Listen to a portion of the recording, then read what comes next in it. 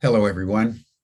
I'm Jim Garrison, and I want to welcome you to day 414 of Humanity Rising.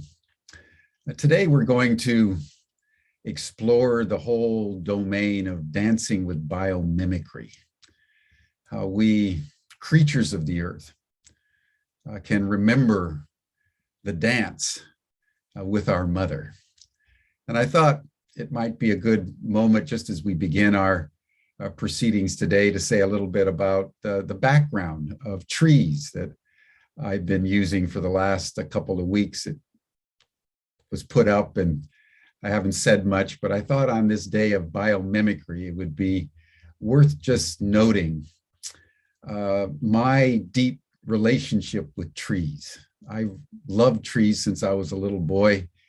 I used to climb every tree that I could possibly find to heights that would terrify my mother, as I recall. And over the years, I've had a fondness and a love for trees, and have had several very deep experiences with trees that have guided me in very, very clear and specific ways, and helped to sculpt the man that I've become. And so as we started 2022, knowing that we are 2 years into a pandemic, that we're now in a phase of escalating ecological turbulence, the mother isn't happy. And as we move into political and social dynamism and turbulence of unprecedented proportions, it felt to me just intuitively that Humanity Rising could benefit from a more conscious integration with the trees. And one of the things that great mystics and indigenous seers have said about trees is that they carry not only the memory of Earth's history, but they are catalytic devices that transmute Earth energies with the larger cosmos. They're communication devices. So it's in the spirit of the trees and remembering the greenness of trees, and that's the color of the heart chakra, that I want to just embrace all of you today on day 414, and to now turn over the program to one of my favorite people, Kurt Kruger, who's been on Humanity Rising and really needs no introduction to any of you. He's been a teacher. He's written best-selling books on wellness. He was the founder of an institute for sports potential, and has been the head of our Peace Lab, and has convened numerous now panels on Humanity Rising, and today is convening the panel on dancing with biomimicry. So Kurt, I want to thank you very deeply, and in the spirit of the trees, turn it over to you, my dear friend. Well, thank you so much, Jim. I'd like to just welcome everybody here with respect and love. And that's what nature makes us feel. And we have a new program like no other. We're going straight into an experience to get closer to the feel of our own true nature and merging with nature. So here's our meditation to dance to, because it's dancing with biomimicry. Thank you. Rick, would you play that?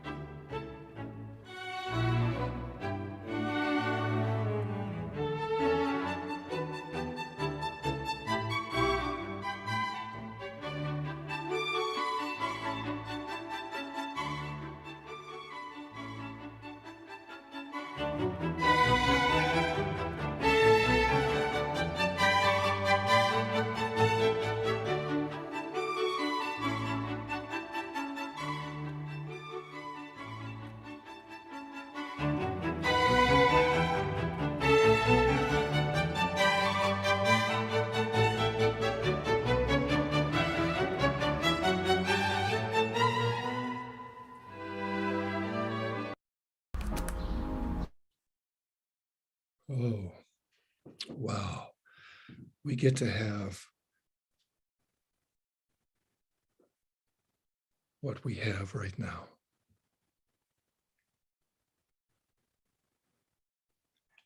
We've just danced with an amazing plant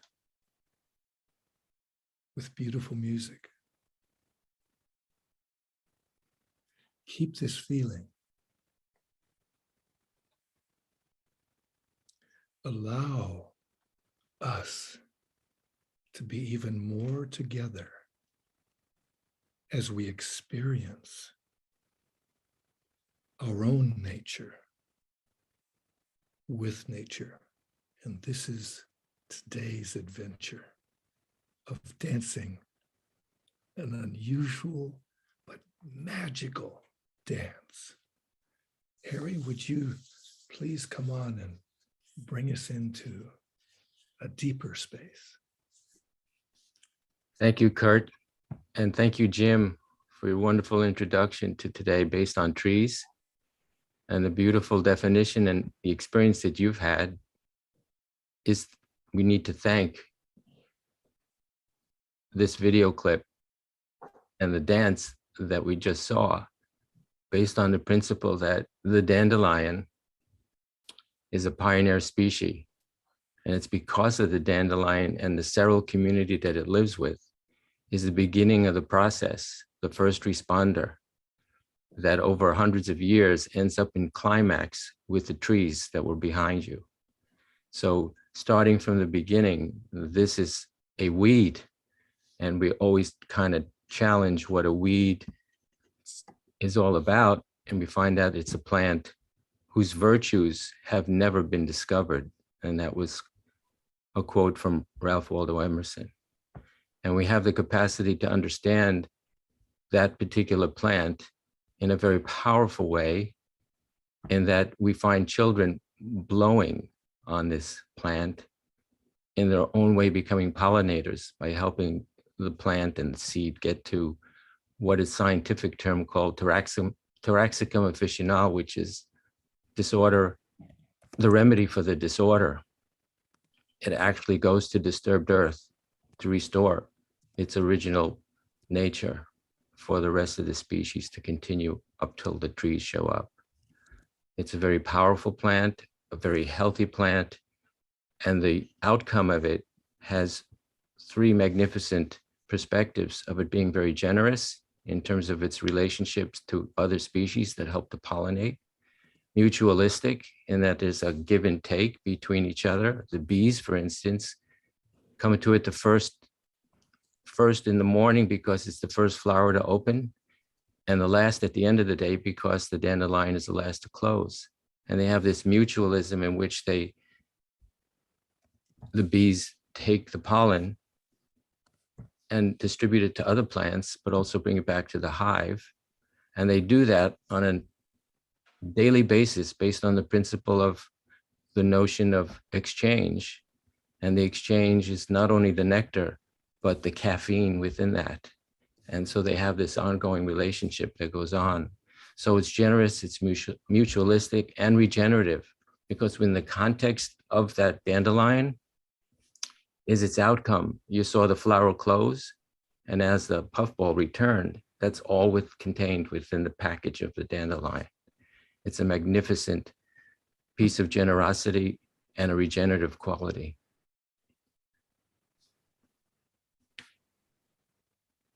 At this point, I would love to have Caroline come in. Thank you, Harry.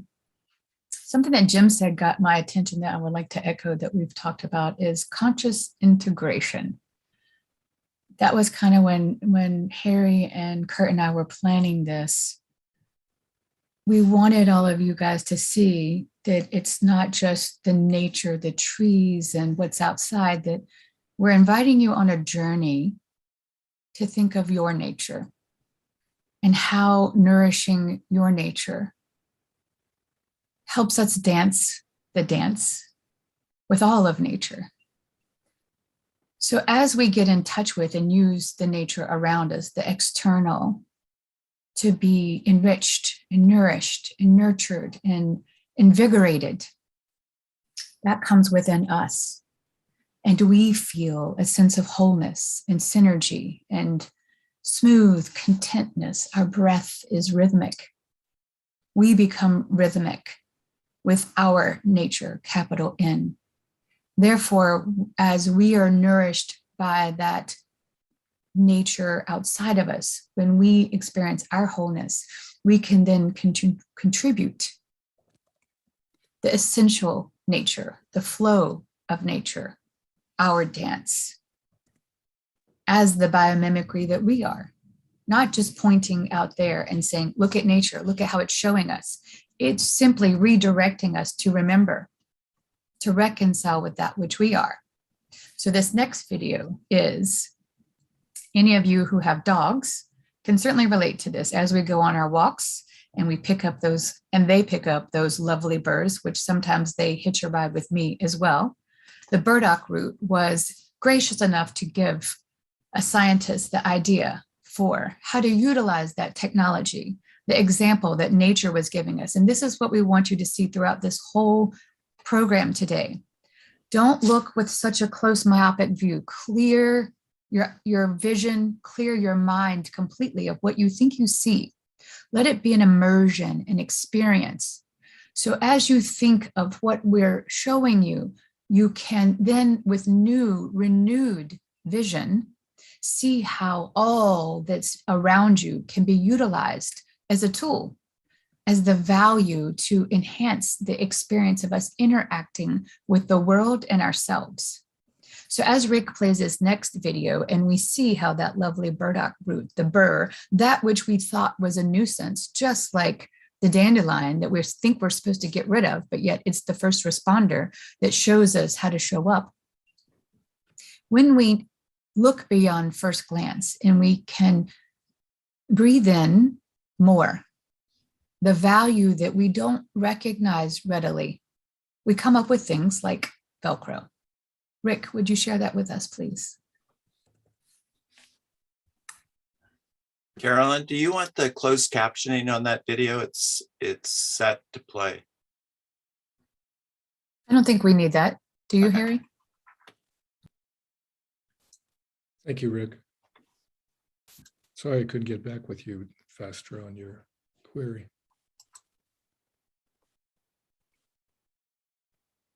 This is a time where we can resonate with that heart and the breathing. Because if we're dancing, we get to breathe deeply.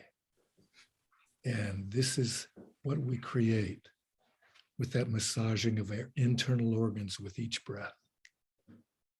So these pauses that happen naturally and sometimes technologically allow us to flow with what is happening now, rather than having angst or upset, it's not working right.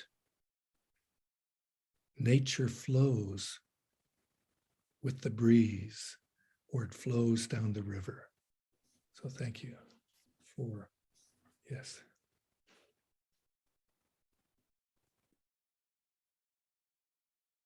Trying to get them to understand how to take design ideas from nature.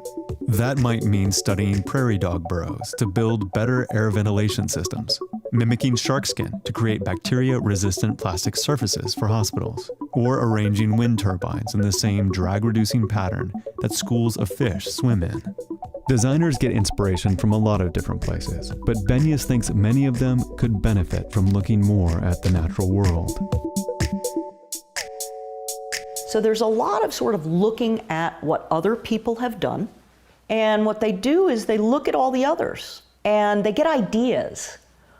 They literally do, you know, a lot of designers have lots of magazines that they look through. They tear those out and they put them on inspiration boards. But they're looking at other human technologies.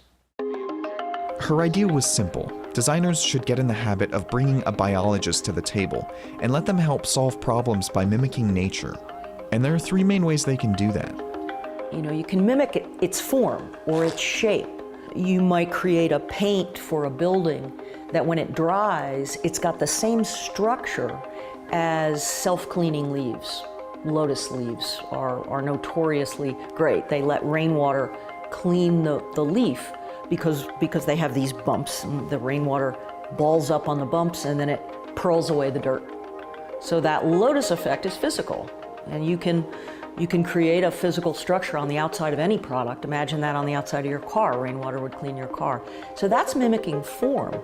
But there's also mimicking process, the processes in the natural world. It might even be, you know, how you mimic how ants communicate in order to efficiently find sources of food or new places to live. And those processes, that self-organization, has been mimicked in software. You know, in things like, you know, autonomous cars and how they're going to move in flocks through the city by talking to one another. That's mimicking nature's process. And then you jump up to the level of mimicking whole ecosystems, right? There's a thing called, that's a buzzword right now that's really hot, called the circular economy, which is essentially, you know, industry saying, you know, there should be no such thing as a byproduct in our manufacturing facility that goes to landfill. It should be used by something else, right? And at the end of a product's life, that product should be upcycled into something else. It's being called the circular economy. Ecosystems do that really, really, really well. You've got a log on the forest floor, and those materials move up into the body of the fungus that eats it. Those materials move up into a mouse. And that mouse material moves up into a hawk, right? And if you think about that as what we'd like to do with local materials being upcycled constantly in our cities, for instance, those ecosystem lessons are really big for us. And that's the end goal for biomimetic design, making products, systems, and cities functionally indistinguishable from the natural world. Life has been around on Earth for 3.8 billion years, and what designers are starting to realize is that is a lot of research and development time. The people who design our world have a lot to learn from the natural world. All they have to do is take a look. Thank you so isn't it wonderful how nature takes the universe, and nature takes its course? Because that was the video that we were going to show you to introduce you to biomimicry. And now Rick's going to play the next one that has the Velcro in it. Bear with us. We gave Rick 10 different videos, and we're doing it a little different, where he's queuing them up to very particular spots in the video. So thank you as we all lean into this new experience of joining together with the nature and listening. He's just giving, we are all presenting this space to breathe, this space to not know what's next, this space to allow things to come together, to let this assimilate. So Rick, would you play the third one that you had queued up?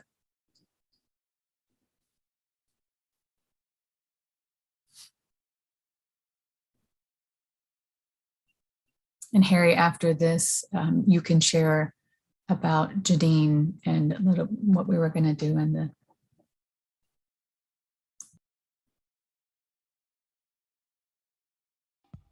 Have you ever found nature to be inspiring?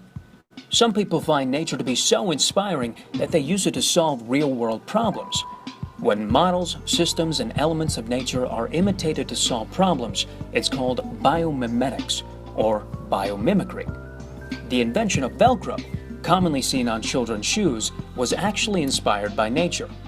Swiss electrical engineer Georges de Mestral found that plant burrs contained tiny hooks that could catch onto clothing.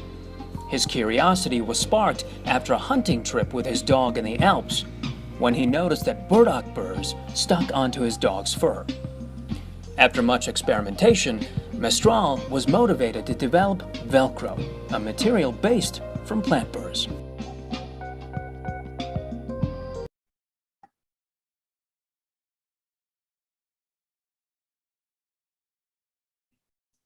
Those are extraordinary examples of how walking outside, thinking outside, being outside has the opportunity to give us the wow that we have to take a look at a little deeper than what we're used to.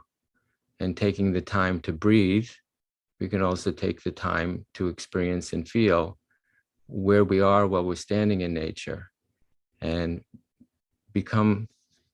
have a symbiotic relationship with nature at that given moment. For an engineer of that moment, for this engineer, it turned out to be a huge shift in his perception of what we can learn from. And Janine Benyus has written the book on it, Biomimicry, Nature-Inspired Innovation. It's the story of stories. And we have the opportunity to participate in the greatest story ever told again by awakening to those given strategies that exist around us at all time. We're looking at the library of blueprints that nature has offered us, and we're beginning to understand it so we can amplify it and include it within the struggle and the challenges that we face on a daily basis right now, by starting with the question of, this is our problem, how would nature handle this? And these are the sequences that will be showing you, and what we've seen already begin to show us the possibilities that are infinite, that will allow us to live into our future in a very different way.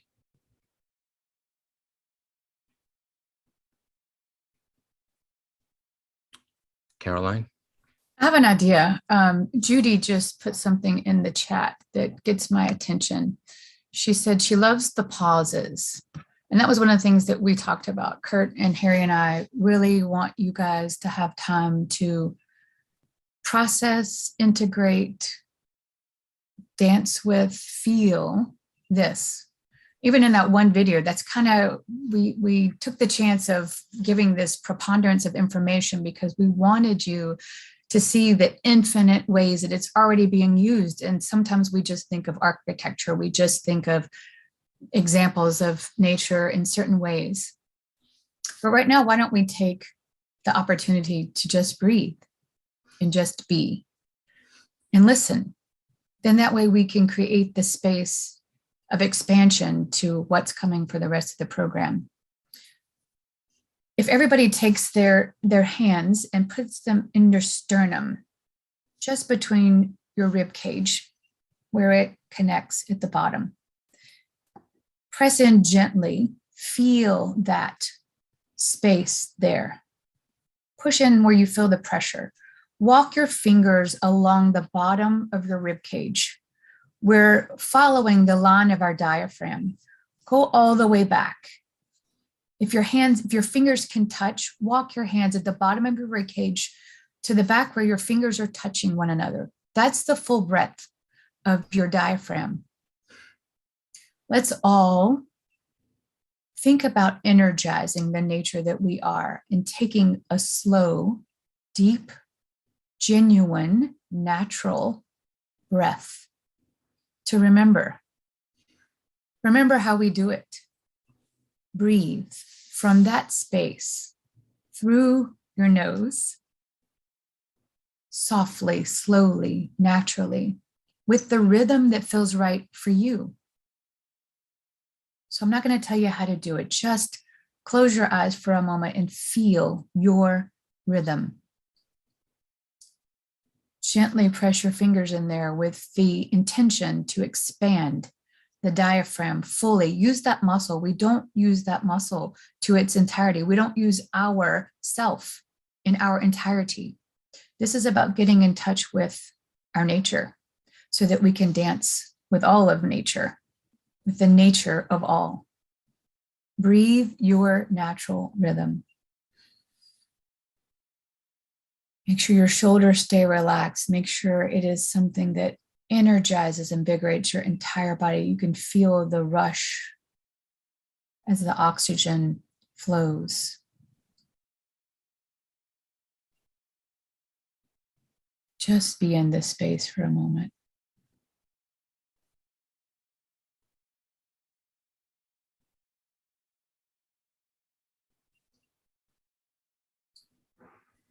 Remember this feeling. Remember this space. Stay here now for the rest of the day. Practice.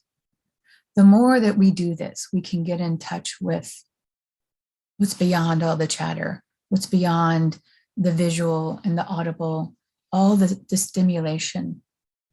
We can see what's really presenting and we can interact with it in our entirety, in its entirety. We can move in the capacity. We can be creative and curious and lean in and say, show me. Imagine what inventions would happen. Imagine the connectivity, the communion. Imagine the joy that we would experience, the smiles and the laughter. Imagine what we would see. Imagine what we would hear. Imagine what we would experience if we danced together with ourselves, with all that moves through us when we get out of the way.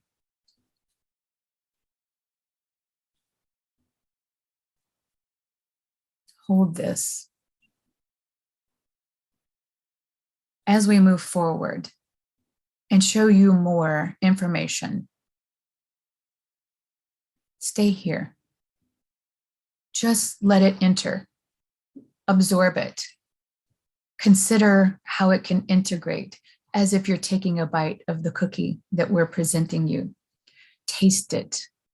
Be curious about what the ingredients are. Feel your body utilizing the nourishment. And yes, they're nourishing cookies. We make only the best. And Harry, would you introduce us, give us just a little bit of information about the next video? It's the East Gate. And that is our friends, the termites, and using their wisdom in how to perfect architecture. So Harry can give us a little bit of the biomimicry formalities with that. Thank you, Caroline. I also appreciate this moment that you took all of us on this journey inward. And the word information is a wonderful double entendre, is that we're not feeding information, but we are in formation, in that way that we are adapting to this new imagery that we're sharing today, allows us to breathe in a different direction, to include the formation that we're experiencing. So there is a building in Zimbabwe called Eastgate, and Eastgate was to be a new shopping mall of sorts, a new building. And the issues surrounding how do you control climate within the context of a new structure that doesn't include air conditioning. And the way to ask that question was, how would nature handle it? And everybody turned to the termite mound. Engineers of the planet that build mounds as high as 30 feet, that they on their own methodology live in an environment that can go as high as 125 degrees and as low as 55 at night. They managed to build a mound that is a constant 82 degrees inside their mound. And so the architect at that point decided to integrate that technology within the context of that new building. And the story, the film that we're about to show you, shows that path. So Rick, if you could play that.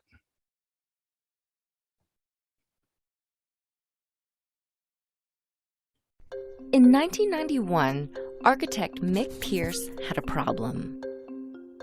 An investment group in Harare, Zimbabwe, hired him to design the largest office and retail building in the country. But they didn't want to pay for the expensive air conditioning needed to cool such a large building. So that left Pierce with a seemingly impossible challenge. How do you design a building that cools itself?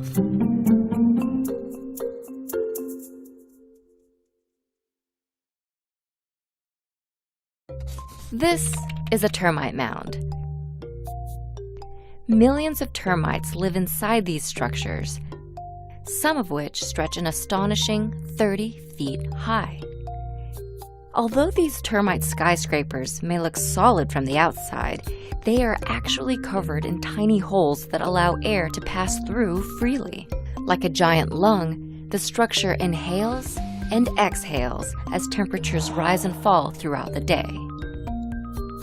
This termite ventilation inspired Pierce to use an approach known as biomimicry, imitating the ingenuity found in nature to solve human problems. Meet the Eastgate Center. The building is made from concrete slabs and brick. Just like the soil inside a termite mound, these materials have a high thermal mass, which means they can absorb a lot of heat without really changing temperature. The exterior of the building is prickly, like a cactus. By increasing the amount of surface area, heat loss is improved at night while heat gain is reduced during the day. Inside the building, low-power fans pull in cool night air from outside and disperse it throughout the 7 floors. The concrete blocks absorb the cold, insulating the building and chilling the circulating air. When the morning comes and temperatures rise, warm air is vented up through the ceiling and released by the chimneys. Thanks to this innovative design, temperatures inside stay at a comfortable 82 degrees during the day and 57 degrees at night. Not to mention, it uses up to 35% less energy than similar buildings in Zimbabwe. Since opening its doors in 1996, Mick Pierce's 90% natural climate control system has made the Eastgate Center a global landmark for sustainability. So, we must ask ourselves, if an architect could design a self-cooling building with termite-inspired climate control, what other innovations could Mother Nature inspire if we just paid closer attention?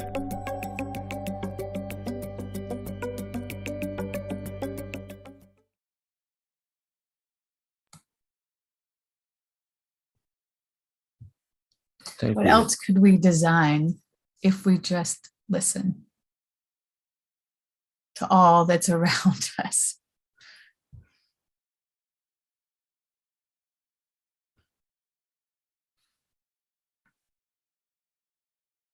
Harry, would you share with us about the building in New York, the Bank of America building? That Sure. would be a good addition. Yes. There is a group around the world. It's the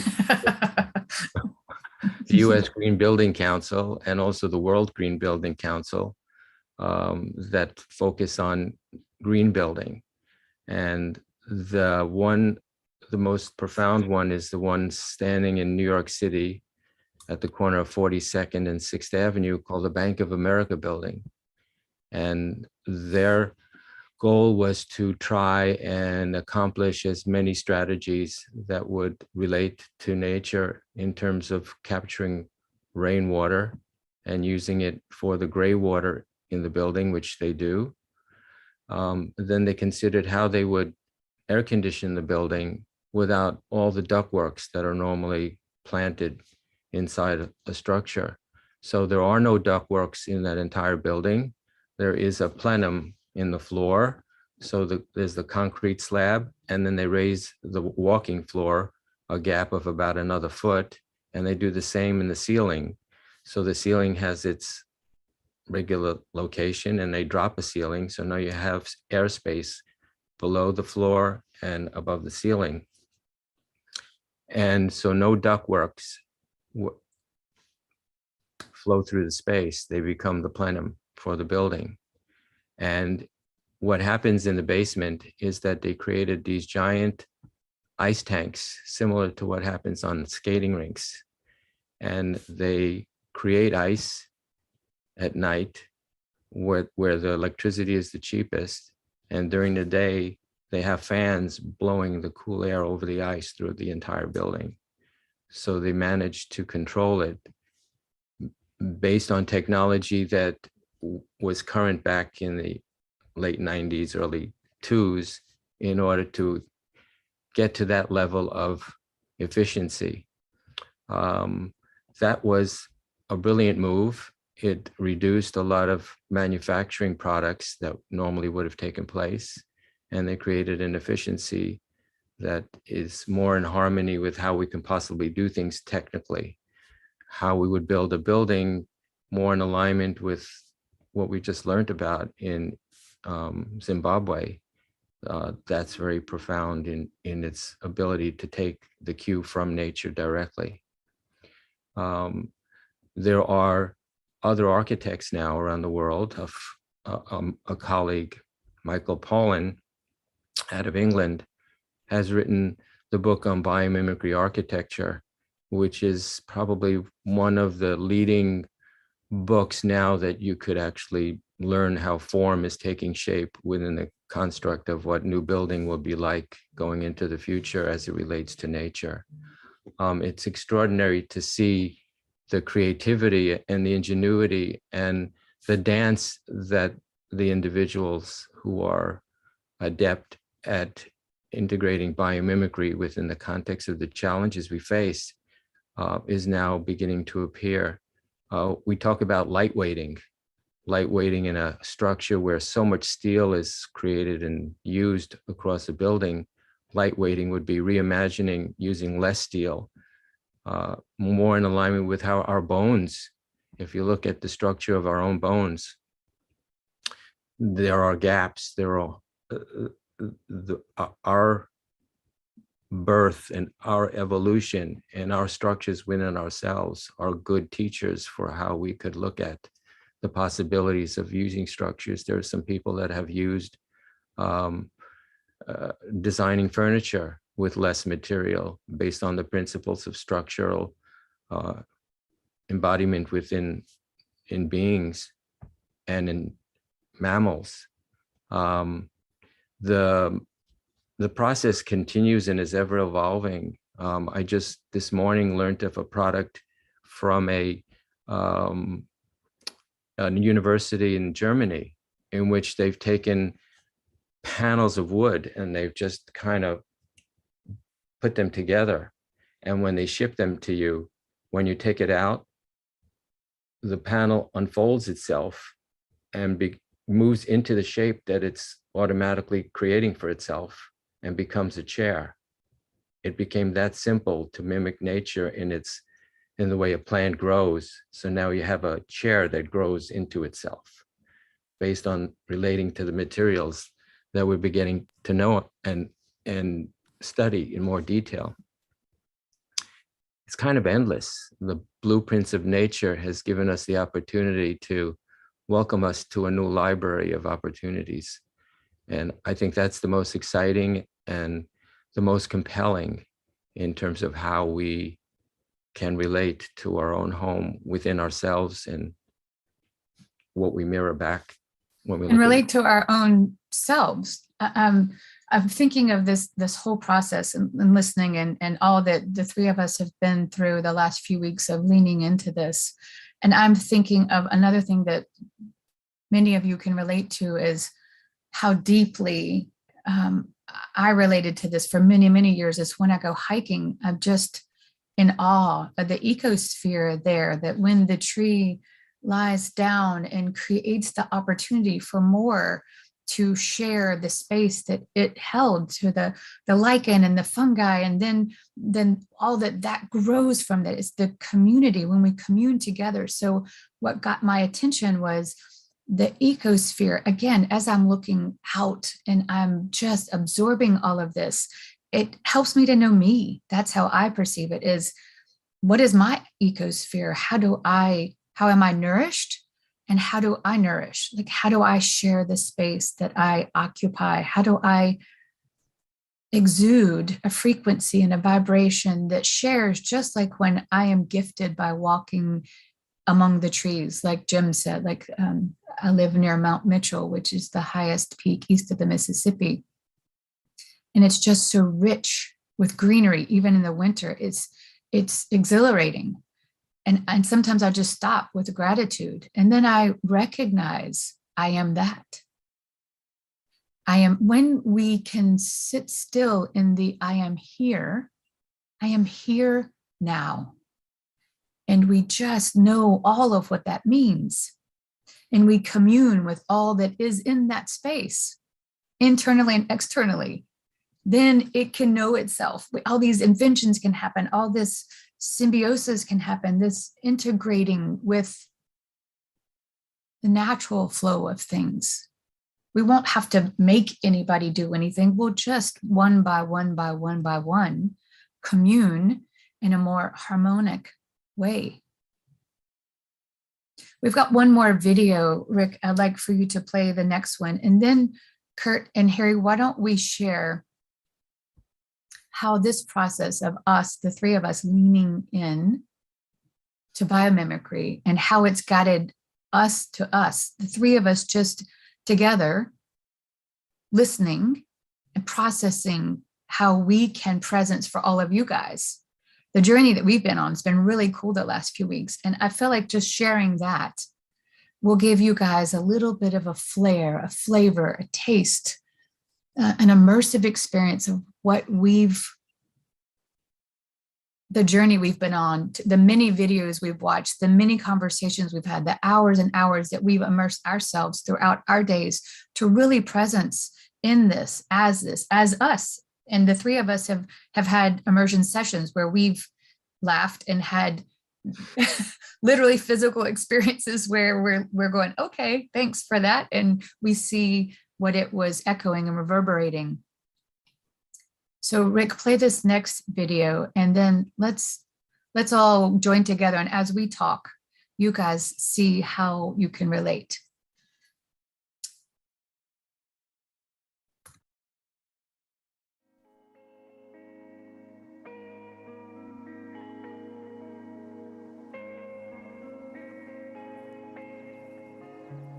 Here we are in the winter of 2006. There's frost on the ground and the northern hemisphere is pumping out carbon dioxide at an alarming rate. It looks like the end times. Day by day, the red and yellow plumes of invisible smoke get worse. But something almost magical is about to happen. As the snow begins to melt, trees spring to life, and the deciduous forests of the north begin to breathe in the plumes of carbon dioxide in the air. The natural world has cleaned up our mess. That is, until the fall comes and the trees lose their leaves and lie dormant for another winter. Earth, and more specifically trees and plant matter, easily achieve what we merely grasp at achieving: regulating and absorbing carbon dioxide on a mass scale in order to prevent a changing climate. So, when we search for solutions to human-caused climate change, might it not be better to look toward nature for the solution? That is precisely what biomimicry suggests, but biomimicry might offer much more than just good design. It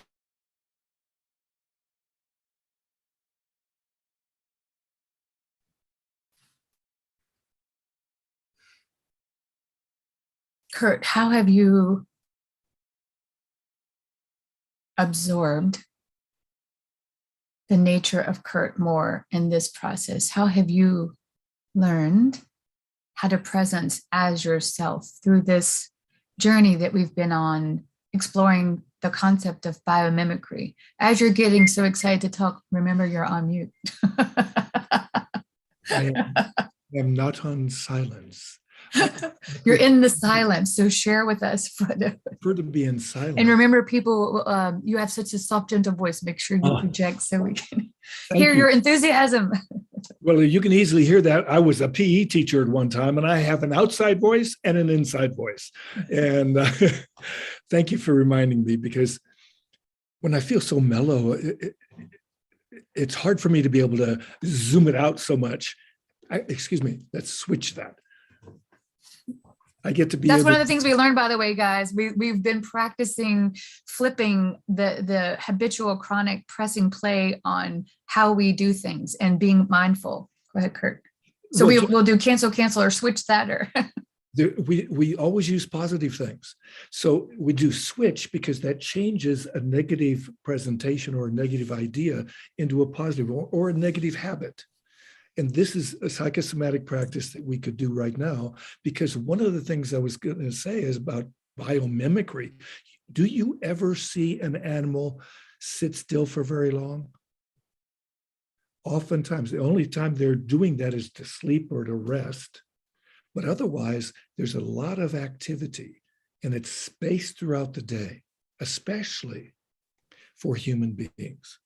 Now, having been a physical education instructor, both from middle school to university, I got to connect with a man who proved that your mind works better by just simply getting up and doing a cross crawl movement. And I can do that very easily. And we get to do that together because we're not going to just sit there. And my team is going to model also, if they have room enough in their space, we can lift up the right knee to the left elbow, and opposite as we breathe out, we breathe out, we breathe in. We breathe out, we breathe in. We breathe out, we breathe in. We breathe out, we breathe in.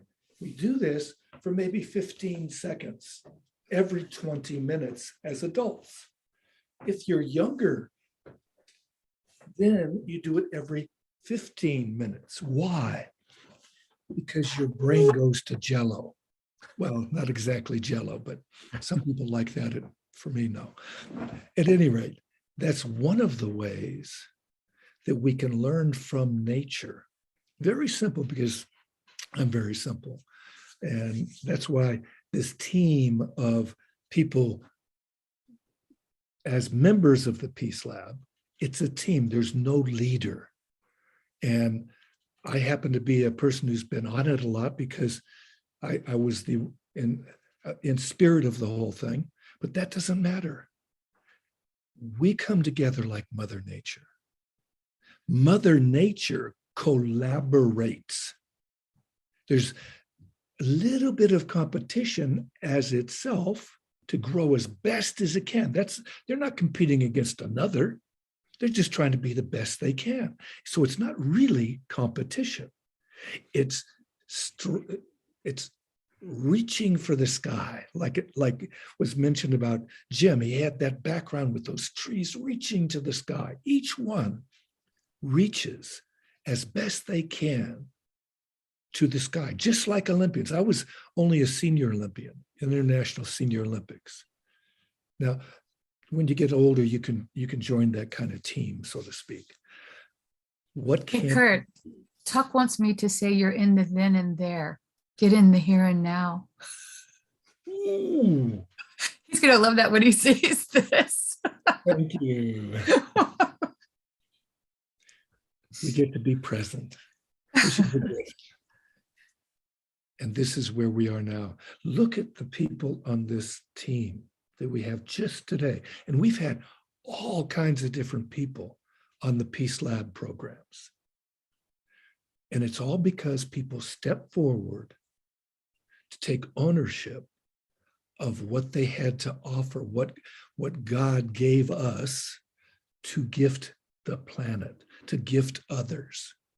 And what does Kurt have? How has Kurt learned from this journey of biomimicry, this journey of really saturating ourselves the last few weeks with nature? I mean, you and I do that every day walking. So how did Kurt's experience walking up on his hill that one day where you were just completely present with yourself and that you could feel every sensory receptor in your body? How did you presence as the nature that you are to see more of what's available to you? It's interesting. I live where I used to ride my bike to from the city of San Fernando. I'd be gone all day in the nature. All of this was basically nature. There were big trees and things like that. Many have been cut down and so on. But I get to be like a little kid the other day. Why? Because I allowed this body, this viejito, as they say in Spanish, to be able to be seeing like a little child, be like little children. And I got to look at a growth on a twig right at my feet as I'm sitting, looking at this incredible little hillside across from where I was sitting, and seeing a hawk fly. And I got to enjoy that and how it soared through the sky. And talk about peaceful. Talk about asking questions in nature. This is what I do sometimes. Ask questions. And I realized I started to get softer. So here we are, getting to be more natural again and expressing ourselves. This guy feels so much better, allowing the enthusiasm to come forth. So I'd like to have the enthusiasm come forth from Harry too, if he can start dancing or something like that. The enthusiasm became visible early on. I just recognized that a lot of it was being pressed down over time. And I kind of looked at the educational component, being in an environment where you're told to study and to read and to do certain things. And if you don't follow that mode, you will end up not making it. And it wasn't until I went through all of my training and all of the schooling and functioned as a architect, designer, that after all of that time that I paused to take a look at what the past, at that point, was 25 years. What does the next 25 look like? And the next 25 did not look like that. Basically, I had to decouple myself from the educational formation that I experienced in order to free myself to get to that core where I could get to the joy of living and to the joy of being present, and to receive those aha moments that would propel me into the next step for me to even be sitting here at this point in time. And this point in time is courtesy of my finding and interacting with Kurt and Caroline. And Kurt, there's a whole bunch of people, including my participation in the Humanity Rising from a few months ago, when after chat, I began to meet everybody. And it was in that framework that whatever I was experiencing up until that just accelerated even further into a further freedom, into further presencing. And Caroline came after me on so many different aspects of it for me to get through those moments. Caroline joined with you to dance in what was presencing for you as an opportunity. Do you feel moved to quickly share your Sunday blessing? My Sunday lesson. Blessing, your vision, how we can laugh and make a connection on, we think something physical is happening, or we think something bad is happening, or we think something is happening. But when we lean back, which is one of the things that Harry was just talking about, is with Kurt and Harry, as we've been going through this process, I'll take them through an immersion session and lean into what's really presencing, what's really at the table for tea, wanting to be noticed. So Harry, would you share with them what occurred Sunday and how we leaned into that and invited it to show itself as the guest that it truly was?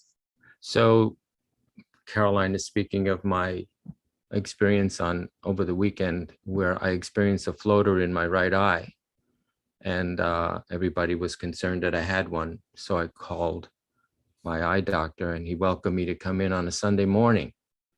And I went in for, I thought was just going to be a checkup. And it turns out that as eye doctors do, they kind of go right in your face and shine these bright lights into me.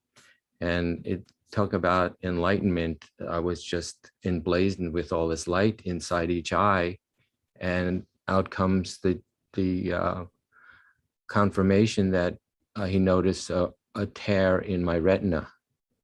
And he said, okay, follow me. And he brings me to another room, and he has the laser there to heal it right there on the spot.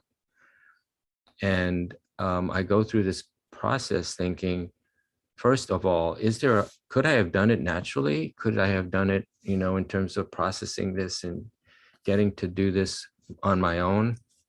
And I recognized that, no, here was another being that had the opportunity to understand the process, understand the issues that happen, and actually do the technique that he knows very well about that. And I ended up getting blasted with these green lights, stitching together this part of my retina, and end up coming back and doing a little bit more fine investigation, and finds that there's still another little layer that isn't done. And he comes back, and we go from green lights to red and purple. So here I'm experiencing all these other kind of frequencies of light and color that are in harmony with all the frequencies in light when we meditate. It's kind of like this ongoing process. And at the end of the process, I end up with this, okay, we've done it. Here, puts a couple of gauze pads on my eye, puts an eye patch that goes across my face like this, come back home, and I'm having a meeting with Caroline and Kurt, and I just go, da-da, and I'm sitting there with half my face bandaged, and it was like, this is what happened. A funny thing happened on the way to the meeting.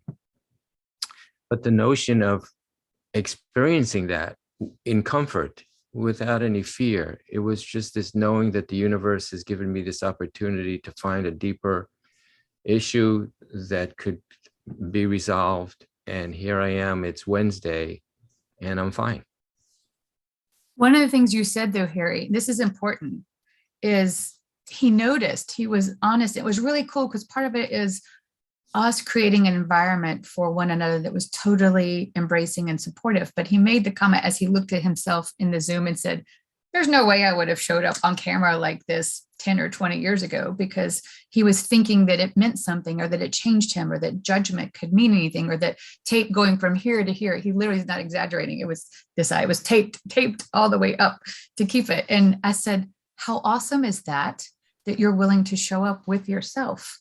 And that the vision that came from that on so many different levels, those metaphors of how he caused floaters and debris and distraction in his field of vision on the right side, which we talked about that too. We talked about the left and the right communicating, and what's right and what's left, what's left to be right, to cross all that over. But then the renewed vision, and then we danced with that about how the vision of himself, the vision of what he made things mean, of what came through that lens, and how we looked at that as an opportunity to have a renewed capital V vision and lowercase v with your eyeball. But he also said something about his ears had an experience. And I said, how interesting is that this new vision is so vast that it's creating this preponderance of noise that you've got to process too. Right, Harry? Yeah, that was the whooshing sounds that actually happened during a vertigo experience, but that's also been healed over time through a phytoconsultant that I've been working with that functions in ecological medicine. And I was able to heal that modality through embryonic plant stem cells, which is an extraordinary view of nature and how powerful the plant kingdom is for us to not only learn about, but to participate in. So this has been a life-changing moment on so many levels. And then to have been part of biomimicry for the past decade has given me that further joy of diving more deeply into what surrounds us, not only inside of me, but also how that mirrors outside of me as well.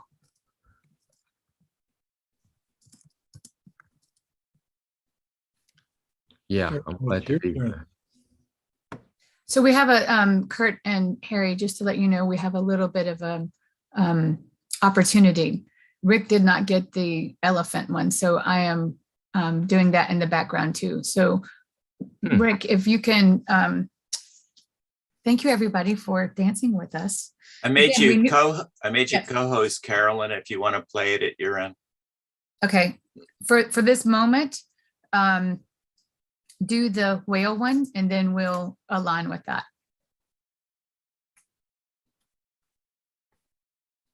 So now we'll show you a video on whales, and Mr. Rick, our DJ for today, is going to cue that up for us. Thank you so much, Rick, for letting us share these 10 videos that we want played at certain times.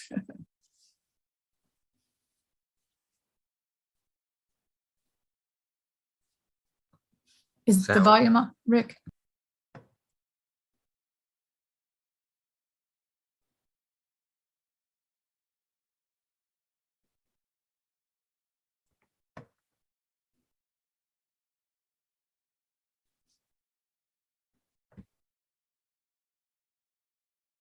What can a humpback whale teach a wind turbine? One's in the water, one's in the air. But as it turns out, they're both trying to reduce the amount of what's called drag along their surfaces. A humpback whale, when it does this incredible spiraling in the water, it's like the size of a school bus, and it's doing this ballet, essentially, in the water. The way it's able to do that is on the leading edge of its flipper, it's got scalloped edges. They're called tubercles.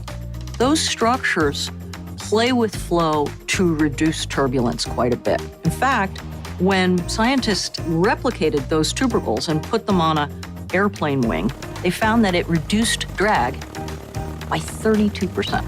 And they thought, why not try this on a wind turbine? Putting those tubercles on the blade of the wind turbine allows it to reduce drag so much, you can now gather wind in areas that traditionally seem to have too low a wind speed. These turbines do just fine. To learn more about biomimicry, subscribe to the Wired channel.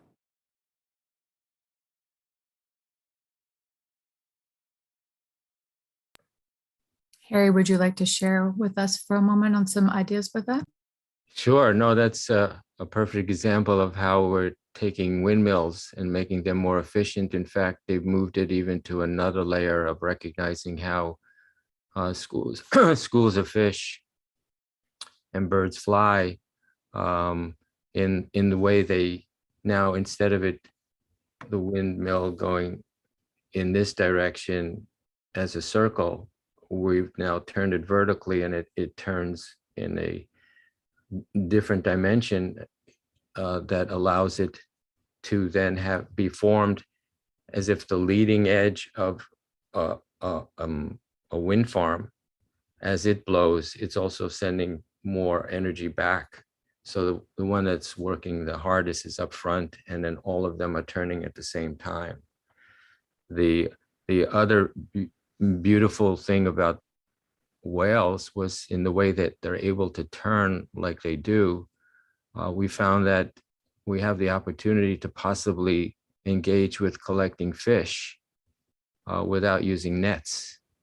And the way we've learned that is that when there's a school of whales needing to eat, they kind of take a deep dive to the bottom, and they then, through their blowholes, end up throwing up a curtain of bubbles.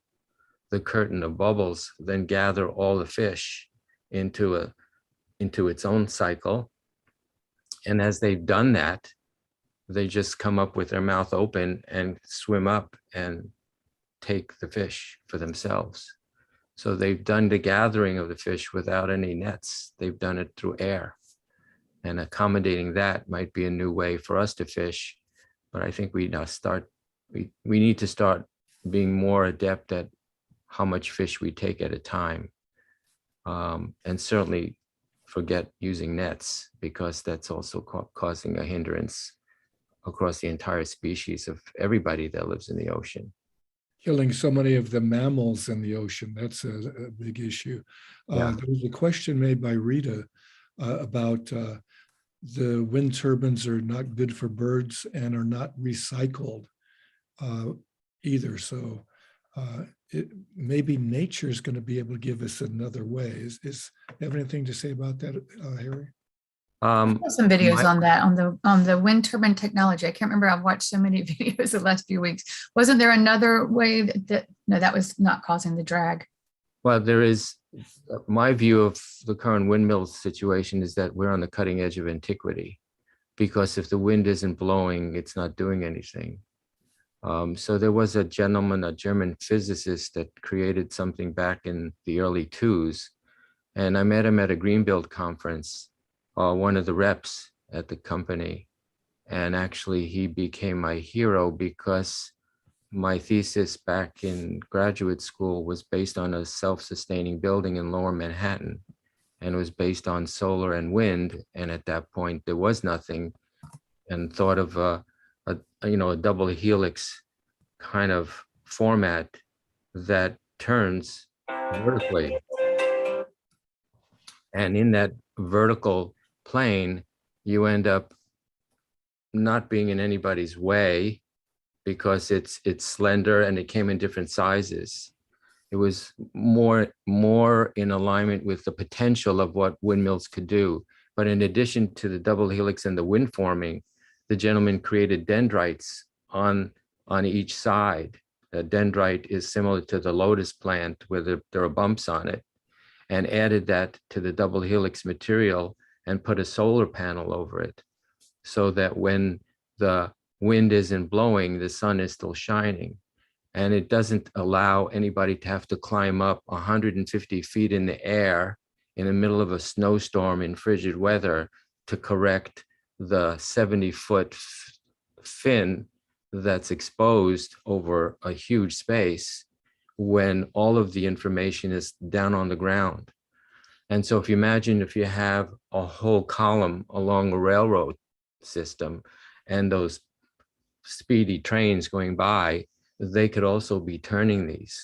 So we have a possibility of scaling it down and making it more in line with what wind does, and what wind we create can actually help move that as well.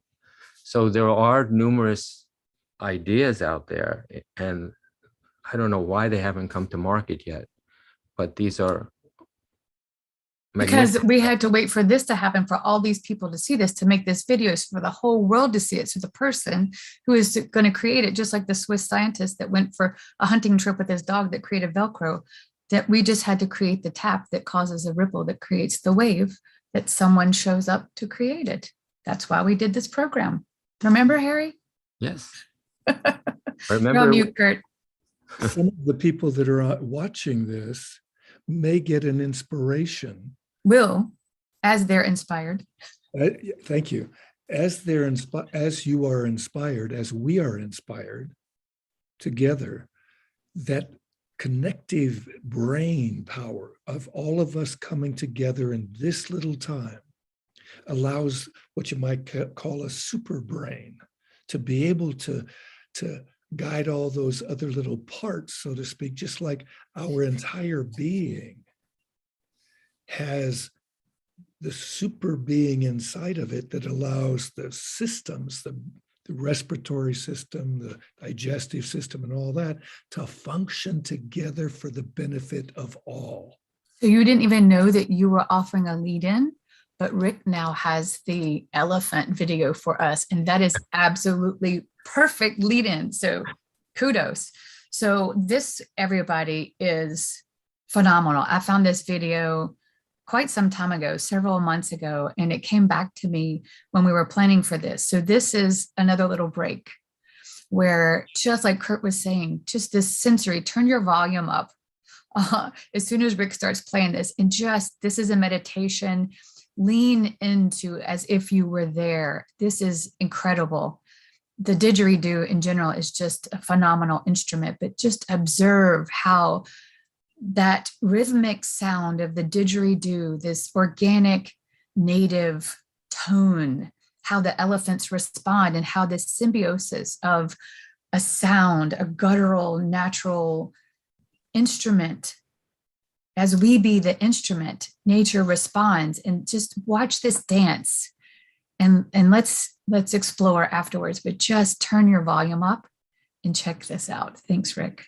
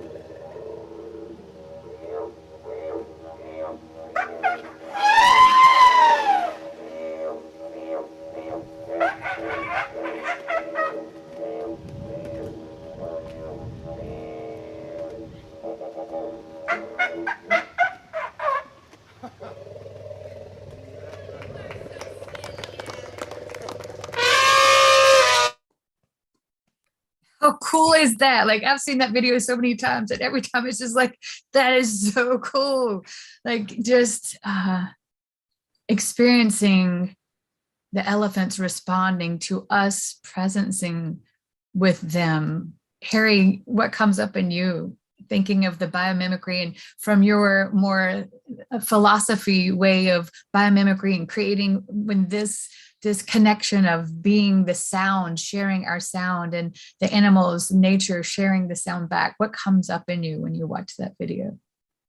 The term you call this event, dancing with biomimicry. I mean, if we can just do this dance on a steady basis, we can have a joyous planet. Yeah, maybe the elephants were the ones that gave me that phrase, because it does, I mean, I like to dance, but it definitely feels like that's how I experienced this. I felt dancing with you two in this process and dancing with these videos. And guys, when we're evaluating the videos and we're watching them, we kind of just stare and go, wow. And even though Harry's seen them, knows this, there was so much to choose to share with you guys. I put my information in the chat just because we're going to put a lot of links in there, but just in case something gets missed or you would like to know more, that's just the easiest way we can connect and possibly even have another meeting. We do intend to come to the after chat to share more. So please, I have seen several questions, but I am being mindful of time. So if there's anybody that has some questions and you can join us in the after chat, please do, because we've got 2 more videos that we want to share. So Kurt, is there something that came up with you? I want to make sure that we get to show the bat cane and the bullet train and end with the dandelion, and it's quarter after. But Kurt, I want you to share something, the feeling that you get from that, the music, that native primal sound of the didgeridoo and the elephant and the flapping of the ears and the trunk. I hope you guys saw all of that. They're lifting their feet up. They were dancing, and imagine the presencing happens when we are so present with nature. There are people in the world that stay in this nice, centered, beautiful, calm space, and they can actually sleep with cheetahs. They sleep with cheetahs. There's people that sleep with lions. And wake up. Wake up and go about their day and exploring life again. But there's society has imposed ideas, like with bats. And that's going to be our lead-in for bats, to be able to understand that bats are not to be feared. They can be explored. My son, for his Eagle project, built bat houses up at Mount Wilson, California, because they were going to destroy this environment that they had been living in for a while to build a bigger facility. So he built these bat houses, and they could then go to that. We then, of course, made one for our house. Why? Because bats go after what? Mosquitoes. And some people want to do mosquitoes without any pesticides. And this is the natural way. Biomimicry. We mimic nature. We use nature. So, and our next video has got bats and their sonar. So one of the things I do with immersion with people is find ways to help people see themselves. And quite a few years ago, it came up with me submarines and sonar that when they ping, it's easy for us to assume that it's looking for something else. But really, it's the signal that we send to feel the density of what's there. Yes, but what comes back to us is us. It is the we that I am, but it's the signal. I send a signal out. That signal comes, it bounces off of something and comes back.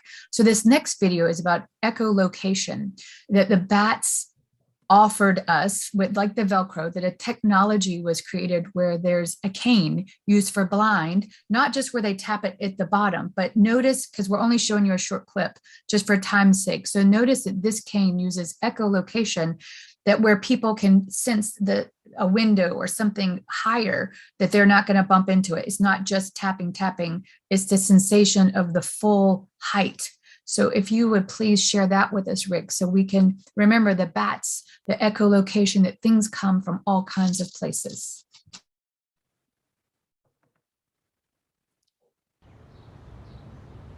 So all of us would have seen a person with visual impairment use the white cane to detect nearby obstacles on the ground. But this cane cannot detect anything from knee till head height, which frequently causes upper body or face injuries. So for a person with blindness, it's like walking in a minefield. Suddenly you encounter an obstacle, it hits you, then you have to change direction. The smart cane device fits on the top fold of the traditional white cane. What it has an ultrasonic transmitter receiver system which projects an ultrasonic beam which gets reflected from obstacles in front, which gives indication to what the distance is. And this distance information is provided through these varying vibration patterns which are produced on the grip. So as the person is walking, once they get vibrations, they know there's something in front, even without touching.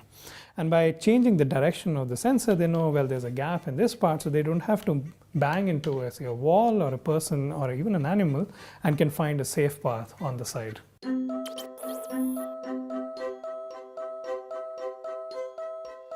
मैं 2 साल से smart cane के साथ काम कर रहा हूँ।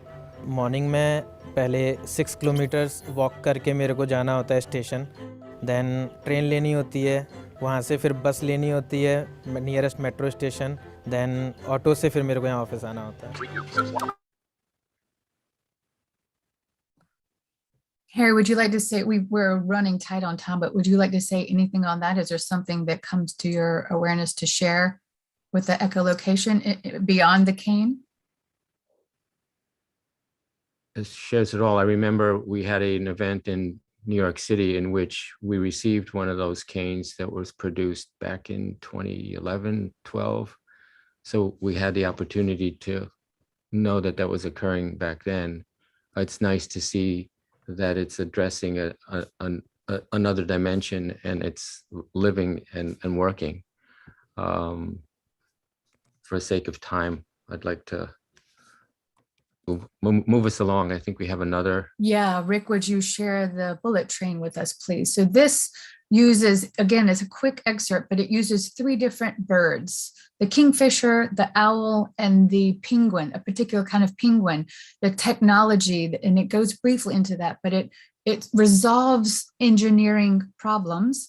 The solutions are there all the time, whether it be just simply bird watching, the things that we enjoy doing, we think are just going through a walk in the park, but observing the birds could be the aha that the world needs us to see to create something. So Rick, if you would share those remedies with us. Shinkansen bullet train had a problem. It was fast, really fast, like pushing 170 miles per hour fast. But every time it exited a tunnel, it was loud. The noise was coming from a variety of sources, but whenever a train sped into a tunnel, it pushed waves of atmospheric pressure through the other end. The air exited tunnels with a sonic boom that could be heard 400 meters away. In dense residential areas, that was a huge problem. So an engineering team was brought in to design a quieter, faster, and more efficient train. And they had one secret weapon. Eiji Nakatsu, the general manager of the technical development department, was a bird watcher. Different components of the redesigned bullet train were based on different birds. Owls inspired the pantograph. That's the rig that connects the train to the electric wires above. Nakatsu modeled the redesign after their feathers, reducing noise by using the same serrations and curvature that allow them to silently swoop down to catch prey. The Adelie penguin, whose smooth body allows it to swim and slide effortlessly, inspired the pantograph's supporting shaft, redesigned for lower wind resistance. And perhaps most notable of all was the kingfisher. The kingfisher is a bird that dives into water to catch its prey. The unique shape of its beak allows it to do that while barely making a splash. Nakatsu took that shape to the design table. The team shot bullets shaped like different train nose models down a pipe to measure pressure waves and dropped them into water to measure the splash size. The quietest nose design was the one modeled most closely after the kingfisher's beak. When the redesign debuted in 1997, it was 10% faster, used 15% less electricity, and stayed under the 70 decibel noise limit in residential areas. And it did all that with the wings of an owl, the belly of a penguin, and the nose of a kingfisher. Kurt, what can you share with us with a mouthful of water? After you take yourself off of mute. It wasn't water, it was wonderful. Oh, yummy smoothie. Alka-Geyser smoothie. So it's totally nutritious because this body, like every body, needs the right nutrition. And we learned that from Mother Nature again. The microbiome that is fueled initially by that dandelion gets to be able to grow and fuel all the way up to giant redwoods that are the largest living thing in the whole planet. Well, actually, it's not really the largest living thing. The mountains are the largest living thing. Most people don't think about that, but they're, So just so everybody knows, Rick is now, thank you, Rick, for doing that. Rick is putting all of the videos that we showed you guys, and there is more to them. Some of them are twice as long as what we showed you. And there are other links as well on biomimicry. But somebody just put something in the chat, and now Marsha, I think it was, said, some people are so smart. So thank you, Marsha, for that prompt, because that's perfect to lead us in to our closing. And we really, it's funny because this was so exciting. There's so much more to say. Kurt, we might have to have a follow-up to this because we didn't even get to like look, and there's a lot of really good things in the chat. I hope you guys can come to the after chat because we'll be happy to dive into that. I've been trying to keep track and saw that there were some specific questions that we would love to answer, but this was just so jam-packed and there's so much more that we could have shared. This was just the tapas, the small invitation to such a huge thing. But Marsha said, some people are so smart. So this is what I want us to do. Close your eyes again and breathe and identify with the breath that leads you to the capacity that you are, that we are in the I am. So the only thing that differentiates is the willingness to see and be and occupy. So the smart is not the right perspective to get there. It's when I am in connectivity, the infinite reveals itself. The ideas flow through the connection, the communion with nature, the nature that we are. It's just a mirror, an echo, a reverberation of what we were created to be, all of us. The humans are part of that as well. The opportunity to create, the opportunity to grow together, the opportunity to be in a living environment. Our environment to be alive and rich and dancing with our nature through dancing with the nature. I want to give a really quick depiction of this next video so you understand it. Harry and I, when we stayed up till 11:30 the other night, happened across this and we're like, this is perfect. We're like, it might have been partly sleep, but we were like, this is awesome to end with, because the first responders, known as the dandelions, which we started with, and we knew we needed to start with that because we want you guys to know you're the first responders. All of us who are showing up in this frequency and this vibration, we are here to be the answers, to be the creators, to be the entrepreneurs, to be the, not just entrepreneurs, but the linkage, the community, the connectivity, the hub, the resource center, that we all come together in continuity. So in this video, the dandelions are massive. It's the perspective is above and it just pans across all the dandelions showing up, us showing up together. All you can hear is the wind, the breeze blowing, presencing, the mountains behind us. So just turn your volume up again so you can hear the wind. And when the video is over, since we're really tight on time, Jim, if you'll come in and share with us how this has touched you, how we have invited you to our party of dancing with biomimicry. So would you share that with us, please, Rick? This is only about 50 seconds. This is our closing meditation. We are this.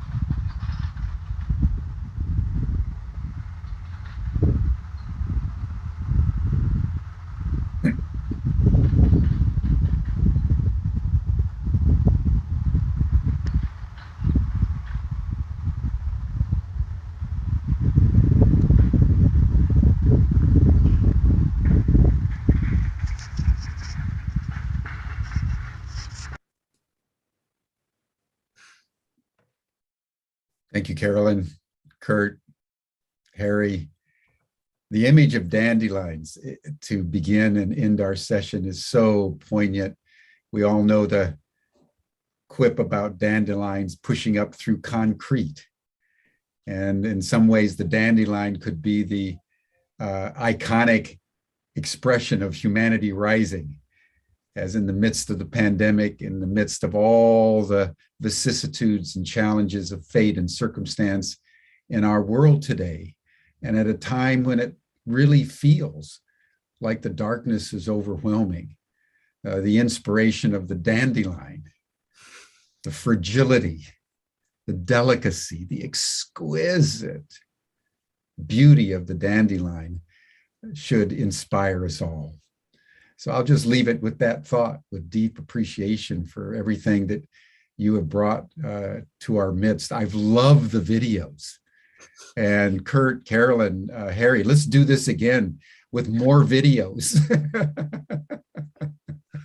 I think as a picture is worth 1,000 words. Yeah, So it was a great blessings, way to add everyone. that richness. Yeah, thank you, Rick. Thank you, Jim. Thank you, everybody, for joining us today. It was an honor to invite you to dance with nature and join your nature. We can all dance together. Beautiful thing is, life creates conditions conducive to life. Yes. How will we express our bio-being from this day forward? How will we today remember to bio-be? Sort of a takeoff from Thich Nhat Hanh, enter-be.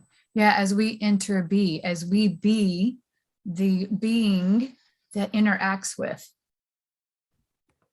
all can know the entirety, all those creations waiting to be recognized, including ourselves. Thanks for coming, everyone. We look forward to seeing you after chat. And we look forward to doing this again, Jim. I think it went well. Yes, very, with very the well. videos. It wasn't too much. It was breaking it up, and I'm excited. It was a great way to get a whole lot of information in there in a short period of time. The important thing was the experience of it. That's the key, because videos and intellectual understanding gets us only so far, but to get inside. Wow, I saw color TV. Thank you. Going from monochrome to Technicolor today, everyone. Thank you all so much. See you in the after chat. And then, of course, we'll see you again tomorrow on Humanity Rising, where we're going to delve into how you practice now in a way that's in alignment with the future that's breaking through you. Thank you, everyone. Bye for now. Thank you, Jim. Bye.